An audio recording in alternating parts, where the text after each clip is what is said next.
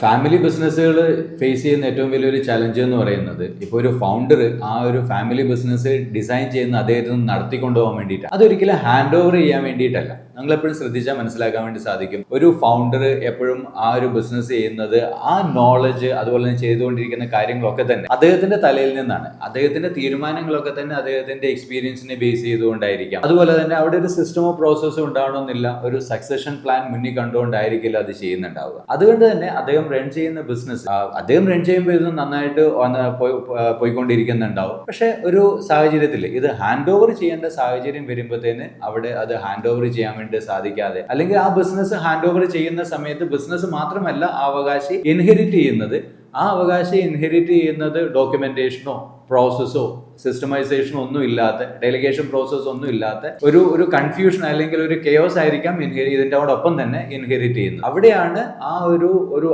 അവകാശി ഇതിലേക്ക് തിരിച്ചു വന്ന് ആ ട്രാക്കിലേക്ക് വന്ന് ഈ ബിസിനസ് മുന്നോട്ട് കൊണ്ടുപോകാൻ വേണ്ടി എടുക്കുന്ന ഒരു സമയം എന്ന് പറയുന്നത് അവരെ സംബന്ധിച്ചിടത്തോളം വലിയൊരു ചലഞ്ച് തന്നെയായിരിക്കും.